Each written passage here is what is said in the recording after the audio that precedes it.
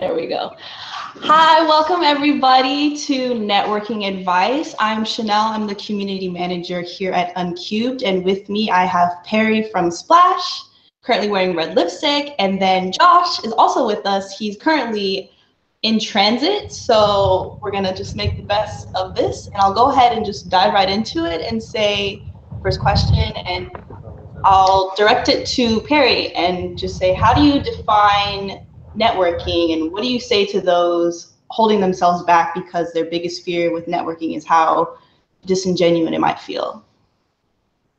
Yeah, that's a great question. And it's funny you said that because I called my good friend Josh right before this started, and I was like, Josh, can we get on the same page here? Like, I hate the word networking. I hate everything about the idea of networking. And so he'll give you his spiel in a bit, but I don't really like to think of networking in any definition. I don't even like putting that word in my brain at all. I am definitely more of a fan of just having genuine interactions with people and connecting and meeting with people like you would a barista or someone in a bar or your coworker. And I think that at the end of the day, the best connections that come from events and whatnot aren't because people networked. It's just because people bonded over a common interest and wanted to stay in touch after. I could go on a whole tangent there, but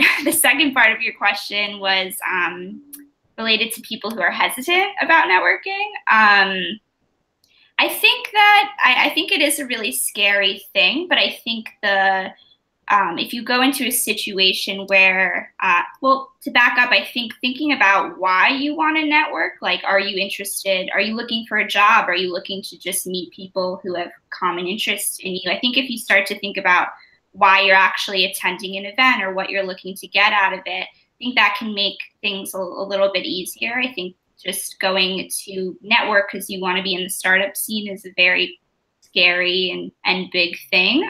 So yeah, I just thinking about what you're going in there and looking for, and then we'll kind of talk a little bit more about the best ways to get that value out of it, and having a set of strategies and talking points, and also just having a relaxed attitude. I'm kind of rambling here, mostly because I know Josh has so much meaty stuff, and I want to let him talk. But yeah, Josh. No, that's really good. Hey everyone, quick introduction. I'm Josh with Verizon's Open Innovation Group, and like Chanel said, I am in transit. I had a meeting in New Jersey today, and I'm headed back into the city now, so my apologies for the unpolished nature of my contribution to the webinar, but I think Perry hit the nail on the head. I think it is important to understand the purpose of what you're trying to accomplish when you're going out networking, and not that you even have to have a purpose. If you don't have a purpose, then you're pretty much just going out to make friends, and that's okay. But if you do have a reason for wanting to go out and quote unquote network, then actually, in my opinion, the methodology is still pretty much the same. I think for people who think it feels fake, my response to that is, then don't be fake.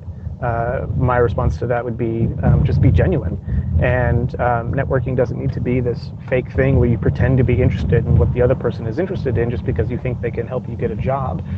The best networking happens when you actually do have common interests and when you are able to provide value. And I think we'll probably talk more about that in a few minutes, but I think networking doesn't have to be fake at all. And I think if you go into a networking situation and you are genuinely interested in the people who are there and not only focusing on the opportunities that you think they can provide for you, then you're going to be much more successful. The people who make it fake are the ones who only go into those situations with an attitude of what can all of these people do for me. And I have horror stories that I can talk about, that I can tell, of people who have who literally started talking to me and they have exhausted their part of the conversation with me, and then they've looked around the room and said, who else important can you introduce me to?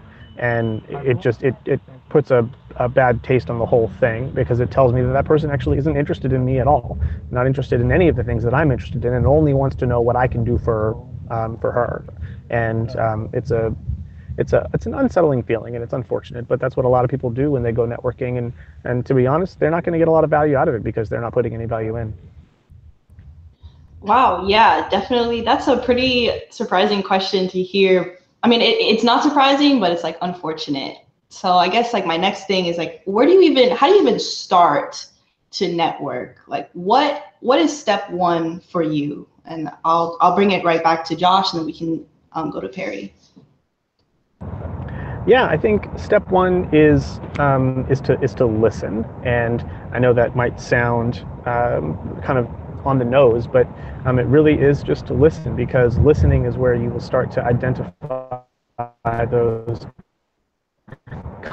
common values.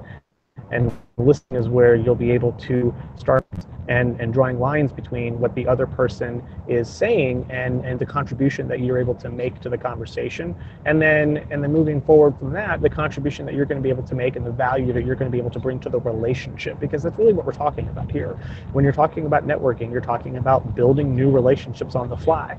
And a networking event, I'm using air quotes here, a networking event is an event where you're going out for the express purpose of building as many positive relationships as possible.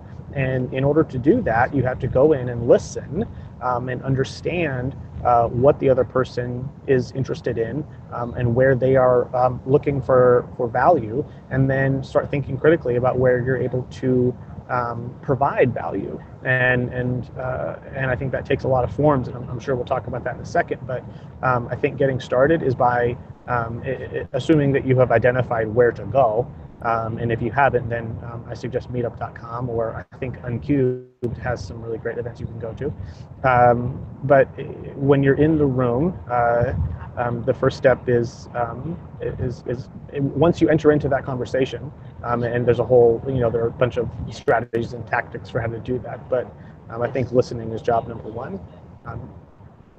Curious to hear what Perry thinks about that. Yeah, I am so happy you said that, because that is something I'm just personally really passionate about, is listening in general and people's ability to listen well, which I think is actually something, especially in this day and age, like I'm still teaching myself how to be a better listener pretty much every day. And I think it's funny too, we had a speaker come into Splash recently named Andrew Horn, who gives this really interesting talk on the art of meaningful conversation, I believe it's what it's called. And he talks a lot about this method called take versus turn in relation to a conversation you're having with someone, where you can take the conversation and kind of twist it and put it on yourself and just kind of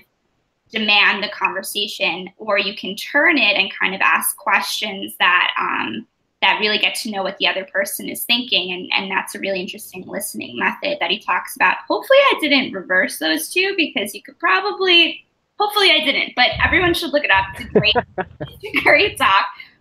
But yeah, listening is something that I'm so passionate about, because, and it kind of sounds a little backwards, but people really like to talk about themselves a lot, and it makes people feel really good to talk about things that they feel they're experts in, or just things they're passionate about. And when you listen and when you ask questions and someone gets that chance to share, it makes them feel really good about themselves. And I think people often measure their relationships with people off of how that person makes them feel. This is getting a little psychological here, but yeah, I'm the listening piece I'm so passionate about, and I've seen it more and more as I go to more events, and people have a really hard time listening and asking questions. And I think the people I love the most are the people that, we're constantly just going back and forth and sharing, and that's how you get into this really genuine rhythm with someone.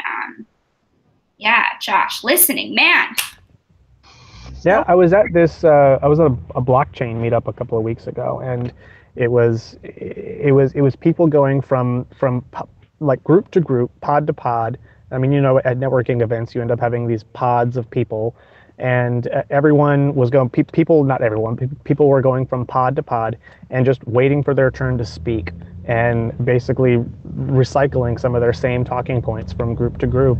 And I was curious of what anyone thought they were actually getting out of this particular engagement, out of this opportunity. And it was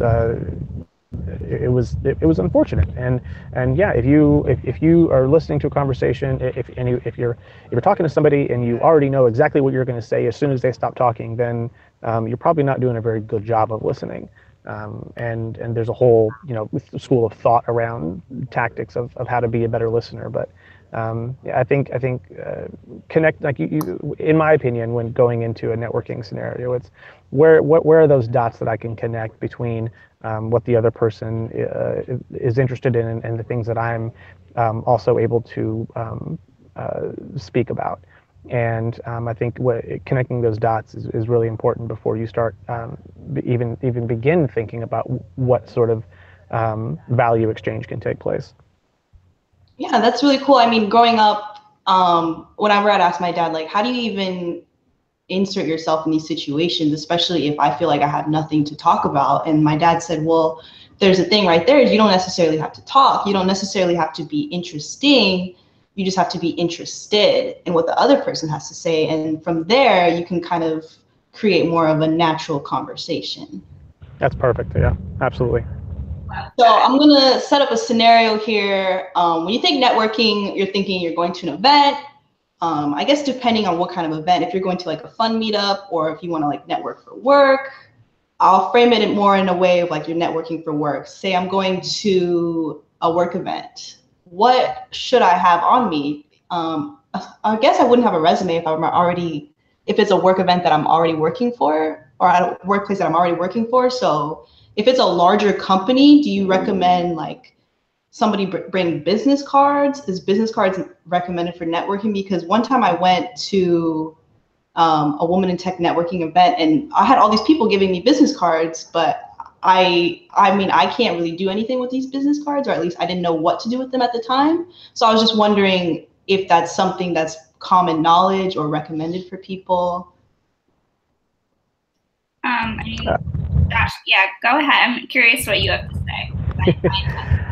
I think having business cards is good because they are an easy way for people who want them, for you to be able to give them and exchange contact information. And that's really pretty much the only reason I think they're valuable.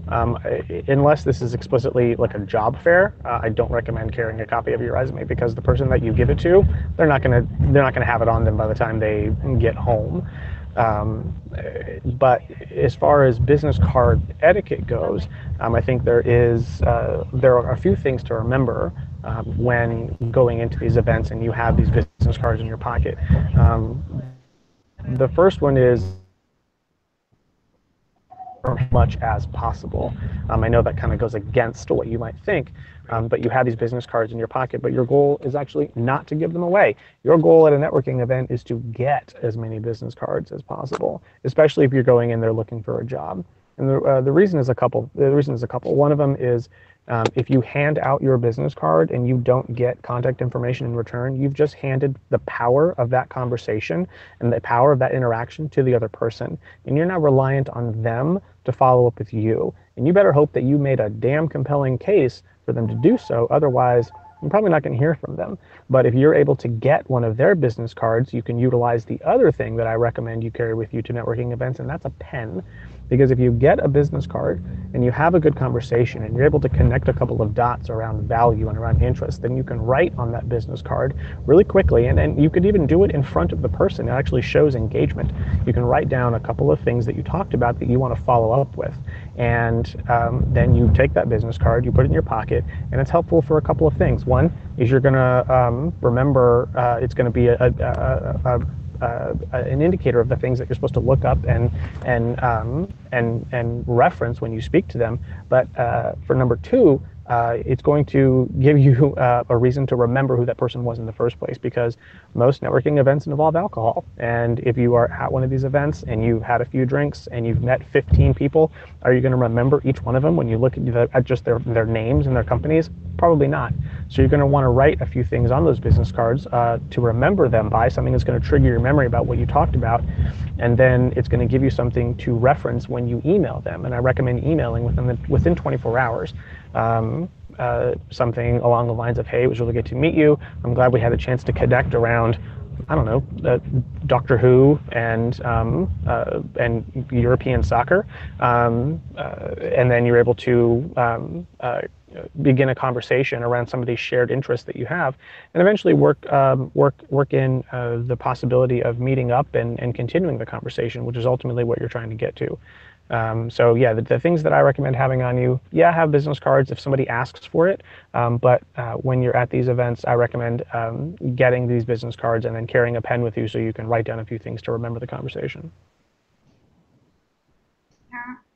Yeah, I was gonna say I did a kind of and maybe it's not unconventional, but recently when I met someone who's actually uses our Splash tool and was just really like passionate about Splash, and we were both like, yeah, Splash, and like just joking about it out somewhere randomly. I actually remembered he was just like, yeah, can I have your information? Because, you know, he was interested in learning more about our enterprise tool and things like that. And actually me sending myself an email from his account on his phone saying like, hey, it's so-and-so, talk to me about enterprise or something. And, you know, the next day that email was in my inbox and I was able to just like quickly, you know, continue the conversation from there. Probably not always appropriate depending on who you're talking to, but I just thought it was an interesting move we tried there. Yeah, you know, whatever works in that moment, whatever, you can kind of feel it out. So it's not fake. You kind of feel out the vibe, like, yes, this is appropriate versus maybe I'll just ask for a business card. Sure, yes. So I guess those are some positive ways to kind of, or things that you should keep in mind when you go network to network. What are some things that you've seen or maybe done that are just common mistakes people make while networking? Josh, you mentioned you had a horror story here.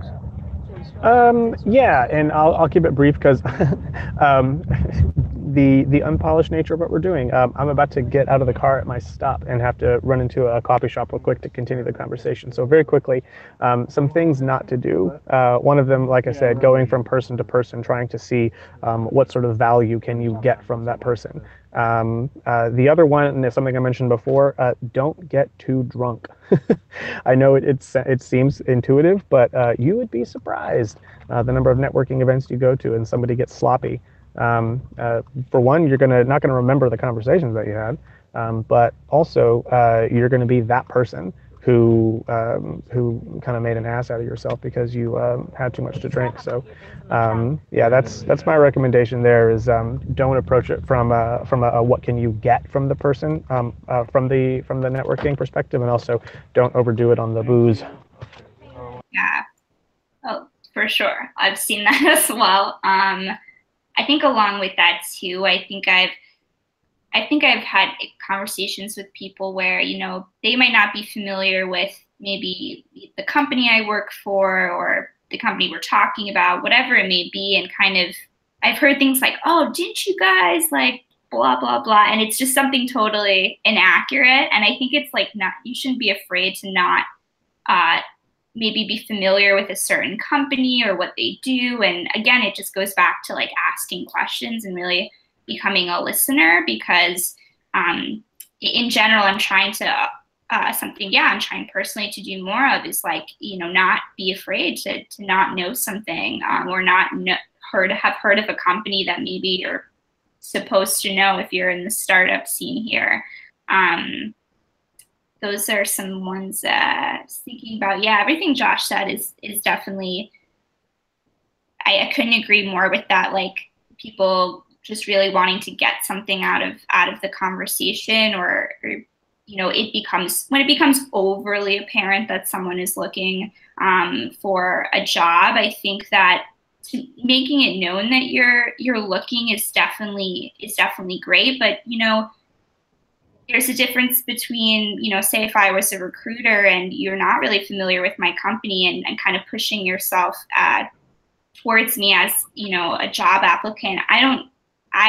For me, it's like, well, you don't really know what our company does. You don't know what technology we use, this, and this. Like, how can you really be passionate about this role? And so everything keeps going back to that asking more questions and that curiosity.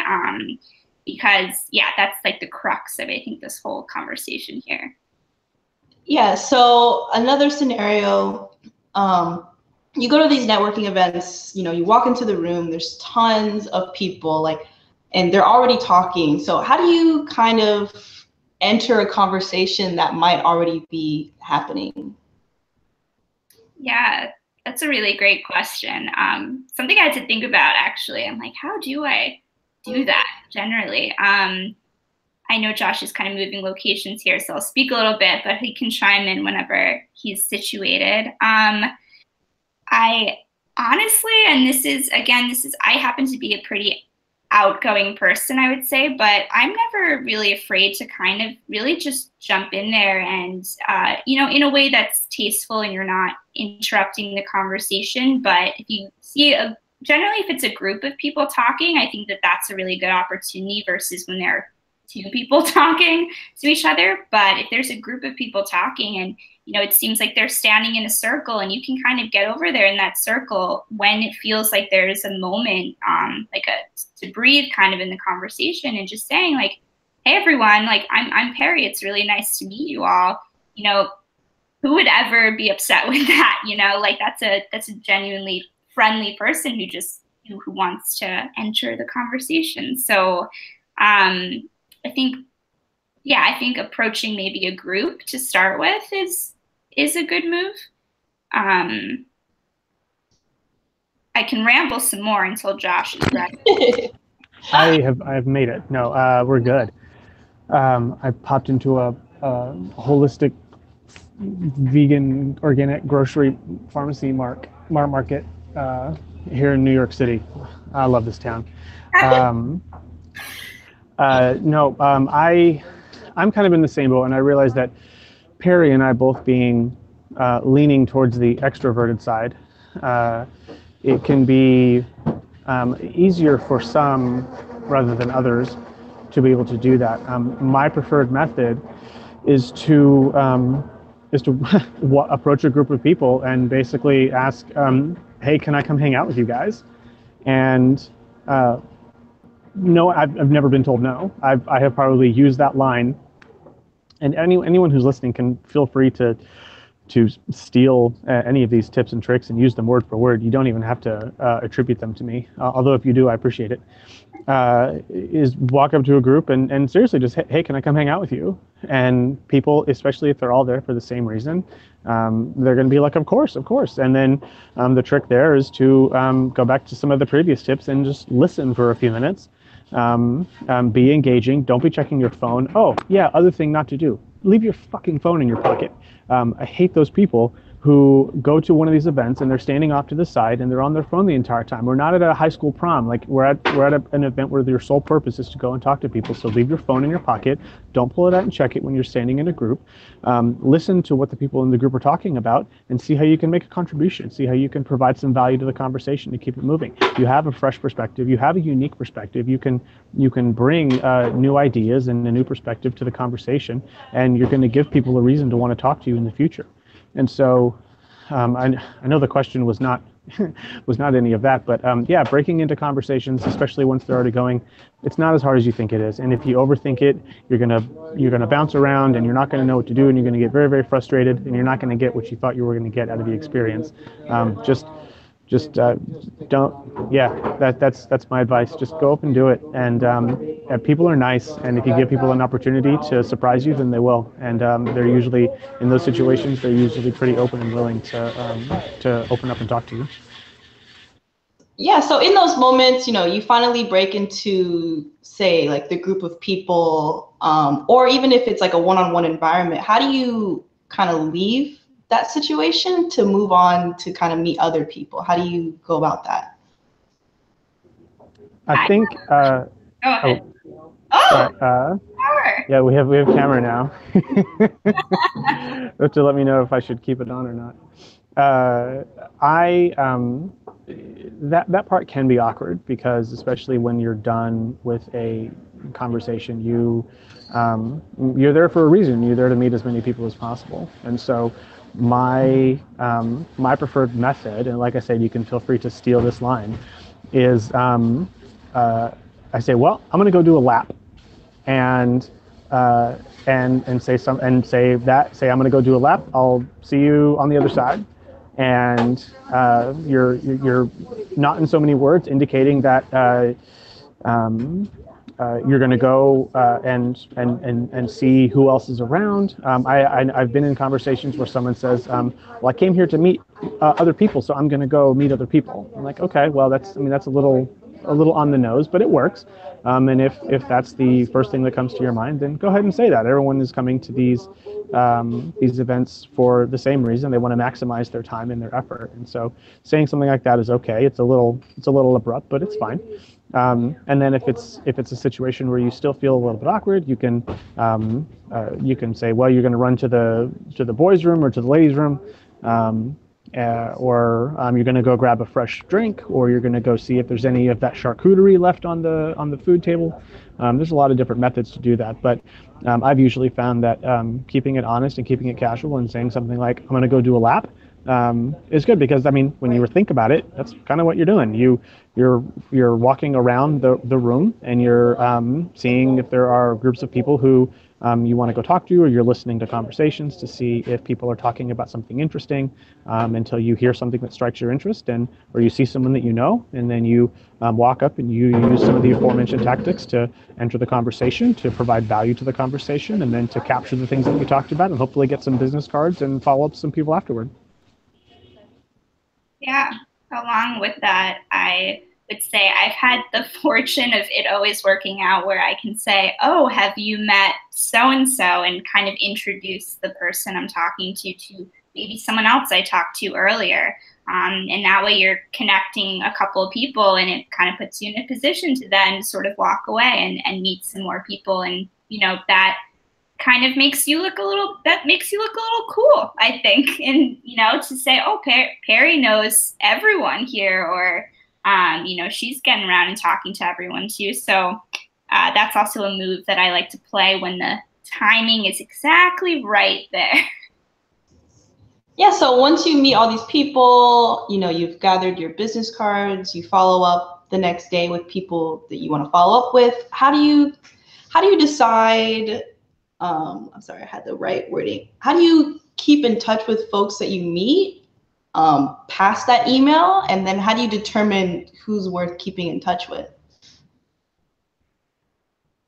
I think in terms of who's worth keeping in touch with, very much up to you. If you really, genuinely, if I really connect well with someone, I kind of, depending on what we talked about and what we connected about, I often like to send people, events that I see that I think they'd be interested in, or that we'd both be interested in. Oftentimes, a lot of the follow-up I do with people is actually connecting them to other people that I think that they would get a lot of value out of talking with as well, which I think happens a lot in the job space too. If I meet a really interesting person who is, say, an outstanding marketer, and we're not even hiring for one, I still am like, you should really sit down and meet with our VP of marketing and just pick her brain. I know you mentioned you're starting this newsletter, things like that, or sending them a relevant newsletter that they'd be interested in. Just this idea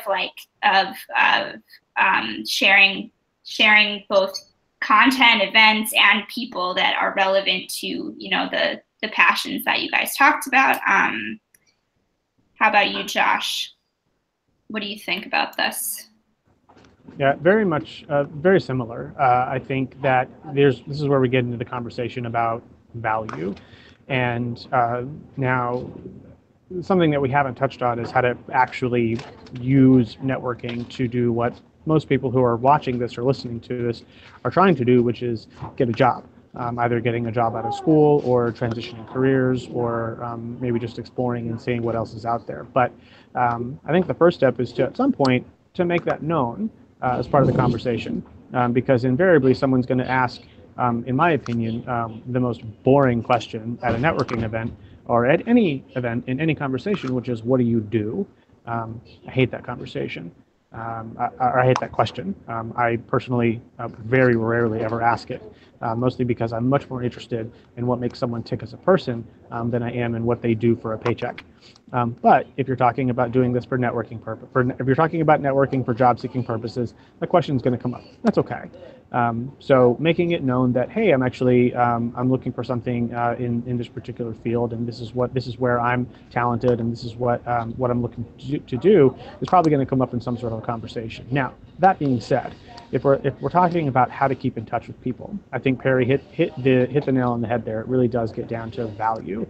And that's why you wrote down the things that you wrote down on the business card. That's why you took the business card and are now in charge of the conversation, so that you can follow up and you can start providing value based on the things that you talked about in the conversation. And I guarantee you, especially if you're talking about work, topics are going to come up that you have an opinion on, or that you have seen an article on, or that you have heard of a new tool to use, or you know someone who the other person should know.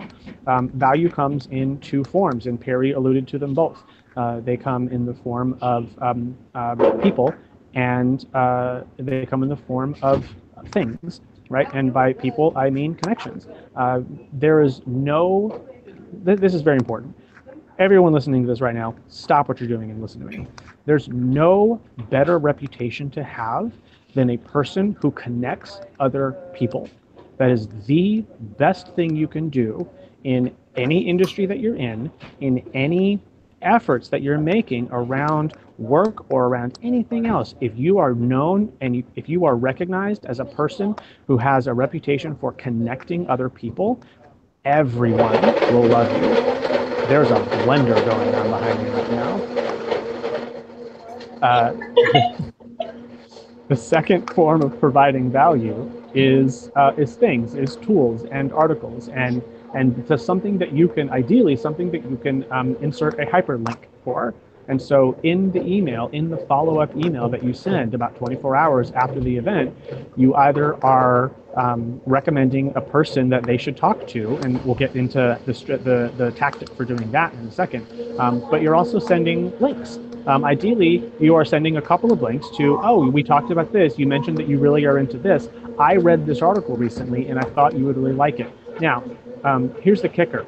You don't have to have read the article previously. You can fib your way through this one. If you know that the person is interested in something cool, then go home and research that topic and see what came out recently about that topic. If you know nothing about that topic, do some research. Start reading about it. Find an article or some sort of a piece of content that came out recently about that particular article, and say, hey, I went home and I started doing some research and looking up the stuff that we talked about because I didn't know as much about it. I came across this article that was just written. I wanted to share it with you. Have you read this? In it, it says XYZ, and I think they're spot on. Or I think that they something that they could add to that is ABC. And you start having a conversation around this particular topic area, that blender is still going. Man. Or you're linking to other items on the internet, whether that's new tools for audience engagement or social engagement, or I don't know, it just depends on what industry you're talking about. But as far as people goes, and I definitely don't want to ramble too long, there's the concept of the cold intro, which is something you never want to do. If you do have somebody that you want to introduce a person to, it is always a good idea to email the person that you know first and say, hey, I haven't talked in a while. Good talking to you. How you doing? Also, I just met this person. She does ABC at company XYZ. She mentioned she mentioned whatever topic you're talking about. I thought you might be a good person to introduce her to, because this is what she's looking to do, and I thought you guys might be able to have a good conversation. What do you think? And the other person is either going to say, well, one of three things. They're going to say yes, they're going to say no, or they're going to say not right now. No, that's okay, because the last thing you want to do is make an introduction to where the other person, A, had no idea the introduction was coming, and B, doesn't really have to have room on their plate for it in the first place.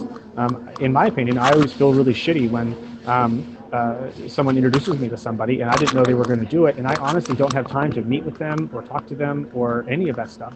I would have much rather the person that I know message me and said, hey, I want to introduce you to this person, and that gives me the option of saying, yeah, sure, go ahead, or yes, I would like to talk to them, but give me a week because I'm finishing up this project. I'll have much more time in a week. Follow back up with me in a week and feel free to make that introduction. And then I think it'll be a much more valuable conversation. Yeah. And then kind of like something that you were talking about too, the question of like, what do you do when you're at these events? How, like for people that are so used to small talk, and this question, we have a question actually, is like, how do you avoid, this comes from Olivia, how do you avoid the small talk trap? So if you like go up to somebody and it's kind of like instinct for some people to be like, so what do you do? Tell me about yourself. Like, what do you suggest that they do instead? And I'll pass this to Perry first.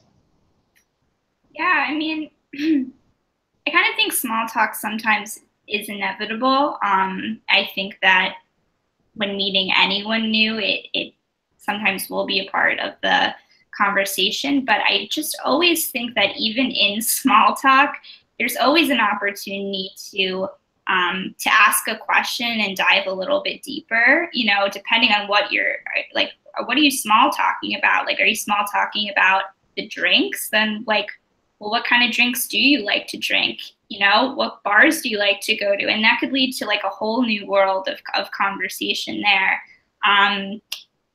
Funny enough, related to this guy that I'm going to make sure I send you guys the link to, this Andrew Horn, who's such a great speaker, but he came up with these like go-to questions that were really about, and they're kind of big questions, and I find like you're not really going to go up to someone and ask like what is like your biggest struggle right now, or what are you most passionate about right now? But like the sentiment of those questions is still very real, and I think that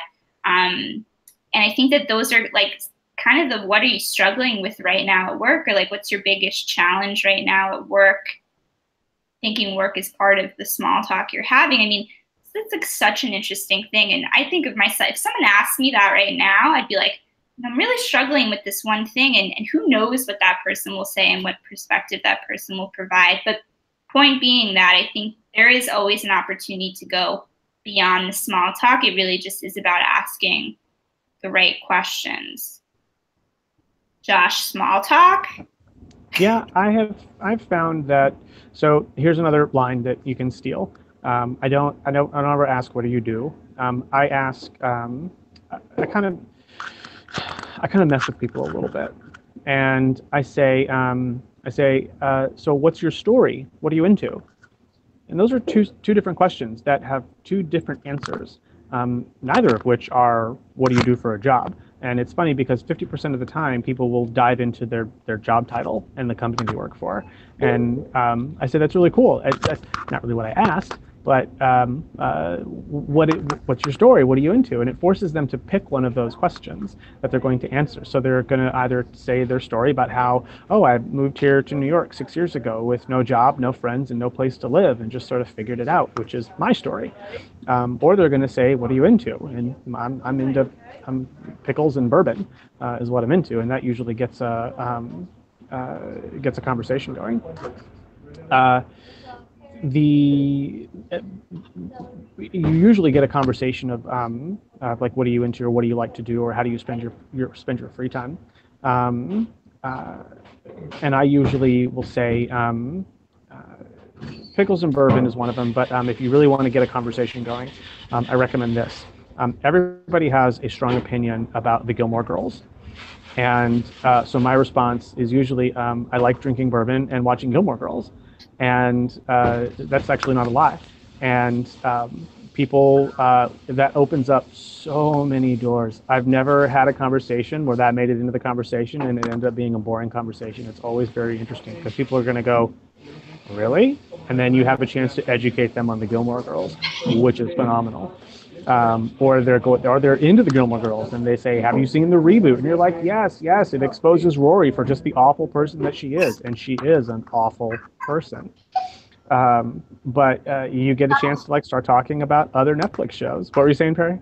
No, it's just, I love everything you're saying. And I think that what you're saying and what you're getting at, especially even in like the job market, is like, at the end of the day, like you're having a really genuine conversation with someone and you're really bonding and laughing. And that is what will get you the job, is what people lose sight of sometimes. And like what you're saying is so important, because I can assume some people listening to this are like, I'm about to go up to, I'm not a developer, about to go up to the senior developer and talk to them about Gilmore Girls. But like it's such an important idea there, where it's like at the end of the day, it's just two people talking to each other. And when that job becomes available or they're going through the resumes, they're going to think about the funny guy at the bar who talked about Gilmore Girls, and it's simple, but it's much more complicated. I didn't mean to cut you off, but no, that's it. You made it. That's such a good point. Like here's the thing: that senior developer can find a dozen people who know how to code. That's not the issue. The issue is finding the people who know how to code, who they're going to enjoy working with, who aren't going to suck every single day. And so you look at statistics and you look at survey data, and the people who are rated the best managers and the people who are rated the best employees are the people who make work an interesting place to be. And yes, talent and skill plays a part of that, but being able to fit into company culture and being able to make a contribution to the company culture is so important. And Perry, you're absolutely right. If I'm a senior developer, which I'm not, but if I were, and I'm at a networking event and I have 10 people handing me their card, and then I have one person who asked for my card and then engaged with me in a 10-minute conversation about interesting things about life, and then that person emails me again the next day with a few follow-up links of stuff that we talked about and some other information, I'm definitely going to have a relationship with that person. I'm definitely going to email that person back, and I'm definitely going to help that person out as much as I can.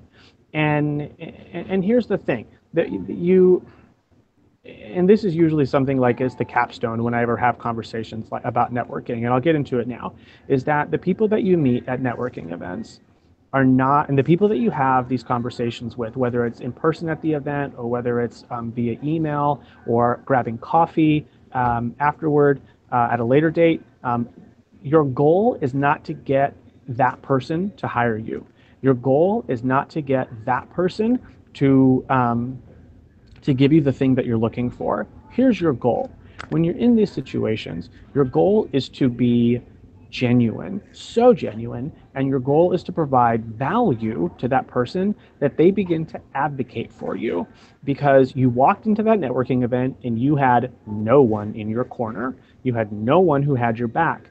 And you walk out of that networking event and a week later, and you've developed a rapport with 1, 2, 3 people who genuinely enjoy talking to you, who genuinely have a respect for your ability to connect dots and to provide value. And then they start advocating on your behalf. They start introducing you to other people who can help you. Because if you are a junior developer and you need a job, a senior developer that you meet, probably not going to give you a job. But if you meet several of those people and they know that you're a junior developer looking for a job, and they know that you provide value and that you're an interesting person to have around, they're going to talk to people they know, and they're going to say, hey, I met this person, I think you should talk to them. And that's what you want. You don't want to show up and impress someone with your skills and hope they give you a job. You want a referral. And people refer people who provide value. People refer people that they enjoy talking to. People refer people who they like being around. That's your goal. Most people go into networking events and they go into the situations thinking that I need to get somebody in this room to give me a job. I need to get somebody in this room to give me the thing that I want. Totally the wrong way to go about it. You want to get those people to advocate for you on your behalf. And the formula for doing that, super simple. Don't be an asshole. Listen to what they're saying.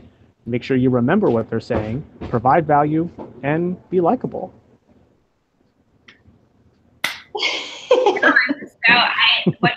Josh, yes, you said it, because I think about that a lot. You know, you want to be that person where when you want to be, you know, when people say, oh, I know someone who would be perfect for that job, you want to be that person that they're thinking about, even if that person, you know, because people, especially in the New York startup scene, talk to everyone in every capacity, and you want to be at the top of someone's mind. And if you do what Josh says, you will be. So love that, Josh, man. Yeah, so I guess like to follow up on that, these people who have like harder time like saying that they like Gilmore Girls, or people that just don't want to open up right away, like on the shyer side or the more introverted side, do you have any tips on how they could possibly break out of their shell a little bit and make these networking events a little easier? I don't know, Perry, what do you think? I mentioned something to Josh earlier about this, but I think that there are like endless amounts of possibilities to practice all of this stuff. I was joking about how like I practice my listening and my ability to ask relevant questions when I take like Lyft rides from Brooklyn to Manhattan, because I asked the driver, you know, are there a lot of people you pick up in this area? You know, have you been driving for a long time? Have you done taxis? What's the difference? You know, that's where I practice a lot of my ability to ask questions and to listen. I do that too with like my baristas in the coffee shop. I do that with even just my friends. You know, I was telling Josh, I saw a friend who was looking for a drummer for an incredible, you know, tour for South by Southwest. And I was like, man, I met someone at a past job who I think would be great for that. And I hooked those people up together, and I practiced writing that message on both ends, saying, hey, I think I know someone who would be great. Hey, I met someone who needs a drummer. I think in your friend circle is a really interesting place to start trying that stuff out. For sure. And even where you currently work, where I work now, there are so many smart, interesting people, and I often try to take a lot of them out for coffee and just learn more of what they're working on, so to see how I can actually help them in our current workplace, or how our work relates to each other, or, you know, just there's so many opportunities for practice. Yeah, I completely agree. I think being able to practice that with people that you know, especially if you've been to a few networking events and you've seen some patterns, being able to practice how to handle those the things that come up is important. I think one of the things that happens when people are exhibiting introverted behavior at these events, and whether that means they're actually an introverted person or they're just nervous, it usually is because they have some form of imposter syndrome. They feel like they're not supposed to be there. They feel like they don't have any value to add. They feel like they don't have anything that they're bringing to the table. And I actually, aside from watching Amy Cuddy's TED Talk about how body language influences our minds, which also gets into how you can provide value and how to be able to fake it until you make it. I think the something to remember is this. It's actually a mantra of mine. You ready for this? It actually was one of the reasons why I moved to New York City, or one of the reasons that I didn't not move to the city. So I was sitting, this is a fun story. I used to do CrossFit a long time ago. I'm not one of those weirdos that talks about it all the time, but I did CrossFit and I was living in Texas. And at one point I was feeling, I had planned on moving to New York.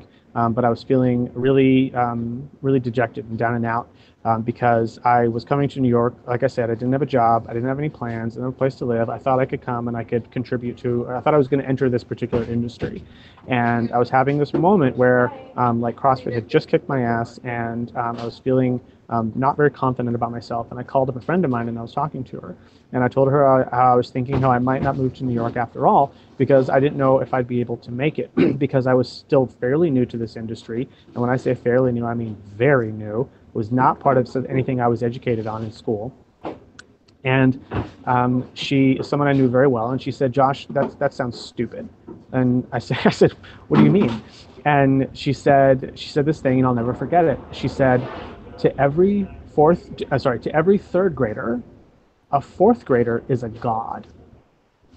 And just because you think you don't have enough to contribute to a conversation, to an industry, to a networking event, to a job, to a relationship, there are other people who know even less than you do.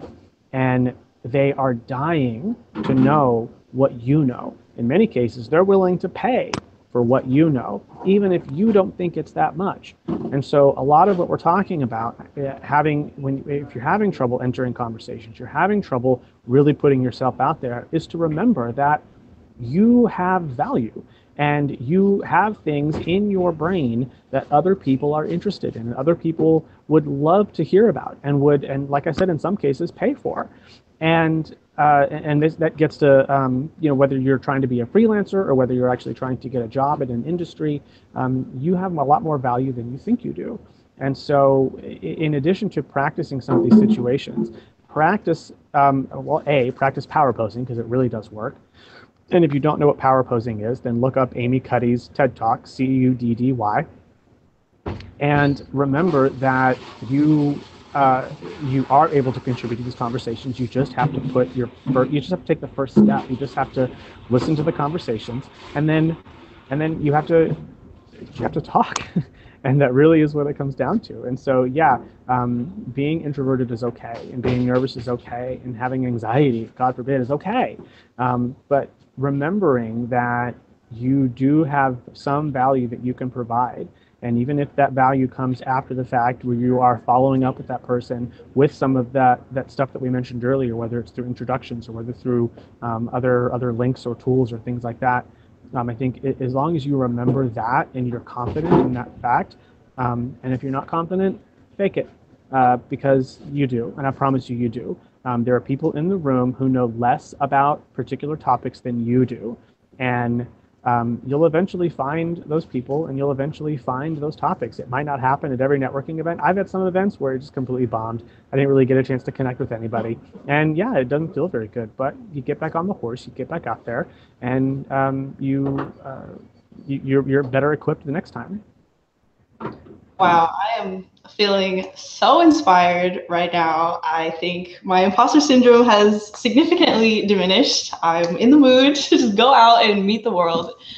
And that's amazing. Thank you so much for sharing that, because I know a lot of people are dealing with imposter syndrome, whether they know exactly what that is. Basically where you have this feeling where you can't do something when you very much can, and your mind is kind of holding you back from that. And I know a lot of people, even myself, that is an issue for. So that was like very beautifully stated, and thank you for that. I don't have a direct question related to that, because I did want to ask before we run out of time, if you had any tips on how to best leverage your LinkedIn or other social platforms for networking. Josh, I'm going to leave that to you, because I wouldn't say the best management of my LinkedIn right now. To be totally honest. I think for one, have it filled out. That's usually step one that a lot of people don't do. Have it filled out. Don't try to avoid the marketing speak as much as possible. Successfully leveraging assets to optimize funnel flow. I don't even know what that means. Talk about what you did at a particular job and talk about why you enjoyed it. That's the thing. Yeah, if you're gonna list a job on your particular on LinkedIn, don't write all that bullshit that you put on your resume. A, that shouldn't be on your resume. But B, talk about why you actually enjoyed working there and talked about what you learned. Oh my God, talk about what you learned. And that's what I would fill out. If you're doing extracurriculars, put those on there. If you volunteer with anything, put it on there. If you help mentor people in any capacity, put it on there. And if you don't, there's no end of events that you can volunteer at, especially if you want to break into an industry. Then finding the people who are hosting events for that industry and simply emailing them and saying, hey, I saw that you're having this event. It looks like an amazing event. I'm wondering if you need any help. Do you need any volunteer help? Specifically, do you need any help handing out name tags? Because that for two reasons. One, anyone who's hosting the event or throwing the event doesn't want to be stuck at the name tag booth. They don't want to be stuck at the table handing out name tags. They need to be managing the event, and they need their staff to be managing the event. The second, and so they're probably going to say, yes, I would love for you to come and volunteer and help hand out name tags. That would be great. And bonus, if it's an event that you would have to normally pay for, you get to go for free. And so but the other benefit is, if you are the one standing at the door handing out name tags, guess what? You get to meet literally everyone who comes to the event. Everyone. You're the one who, and you get their names. Oh my gosh, is there anything better? And so it's a perfect opportunity to use that 5, 10 second, 15-second interaction to make a good impression. And if that good impression is just you smiling and helping them either write out their name tag or find their name tag or whatever, then they're going to have a good impression of you, so that when you talk to them after the event, because most events have a panel or something or some sort of prescribed programming and then networking afterward, when you approach them afterward, you're going to be the person that they've already seen. You're going to be the person that they've already had a good interaction with, and they're going to be much more apt to talk to you. And so, and then bonus number 3 is that you can then put that on your LinkedIn, and especially if you talk to the organizers afterward and you say, I really love the events that you're doing. I'd love to help volunteer at some events in the future. Then all of a sudden you put this on your LinkedIn. You volunteer for this particular industry group, and if that's an industry you're trying to break into, well, now all of a sudden you have validation on your LinkedIn that you're doing some of this stuff, and now you're talking to the people who organize those events. Guess what? The people who organize the events, they have pretty deep networks. And so if you make friends with the people who organize the events and you follow some of the advice that both Perry and I have talked about today, then those are going to be the people who advocate for you. Why? Because they know your work ethic, because they know you show up early and you do the job that nobody else wants to do, but you also have other value that you can bring to the table. There's really no way you can lose here. And so if you have your LinkedIn filled out with a good photo, you're not being, you're filling it out, you're not leaving things too sparse, then, I mean, that's how I would use LinkedIn. Now, you can also use LinkedIn strategically, because when you look at someone else's LinkedIn, they're able to look in the menu and see who viewed their LinkedIn. Now, a couple things about that. One, you can do it pretty strategically. You can look at someone who's a director or something, or has some sort of senior job, and you can look at their LinkedIn, and then they can see that you looked at it. And especially if they've met you previously, then they're going to recognize your face. They're going to click on your LinkedIn, and then they're going to look at it. B, if you're nervous about someone seeing that you looked at their LinkedIn, if they're fairly senior, they may not even notice in the first place, so don't worry about it. But be sparing with the LinkedIn requests. Basically, make a LinkedIn request of somebody if you actually had a meaningful conversation with them. And when you do so, write a message. Don't just blindly hit the connect button, because chances are they're not going to remember who you are.